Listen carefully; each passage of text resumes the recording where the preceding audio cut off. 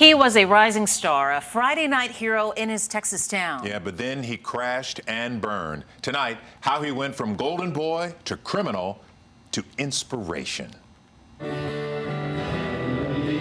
It's Saturday at the Stiles unit, the maximum security prison in Beaumont. Inmates are taking part in a church retreat and getting a rousing speech from a familiar face.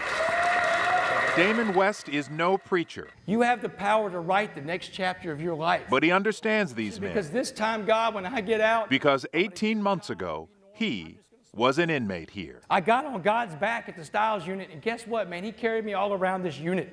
I learned to pray when I was in here. He learned to pray at the prison's Chapel of Hope, and he got sober. He has eagerly shared his story of conversion with hundreds of young people since he got out.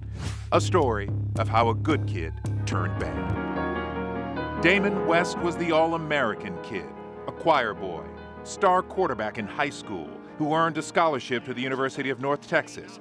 He was training to be a stockbroker in Dallas when he tried crystal meth for the first time. I was a slave to that drug. I couldn't get too far away from that drug. His addiction ruined his life. He lost his job, his home, and nearly lost his family. They loved me unconditionally, and I repaid that by destroying them. I went through so many emotions: anger, disappointment, disbelief. His father is a respected sports journalist in Port Arthur, his mother a nurse. In hindsight, the only thing we could have done was to kidnap him.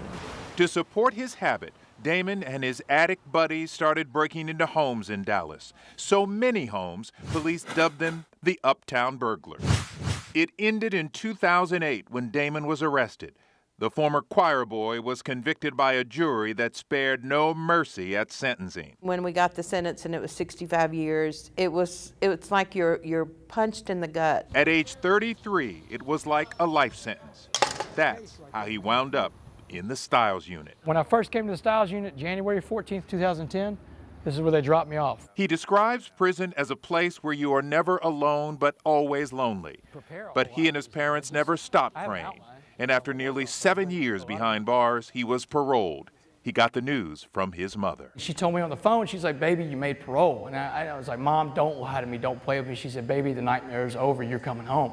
The nightmare was over, and he returned home a better man. When I got out of prison one day, a man who has now become an advocate come on, man, and a ray of hope for the men he left behind. Hey, it's all right to cry, man. It's all right to cry. You don't know what you just did to me. I challenge all of y'all to escape from this place spiritually today and the rest of the time you're here, and make a plan for the day when you get out, and follow that plan, guys, and do something different than these knuckleheads around you that keep coming back.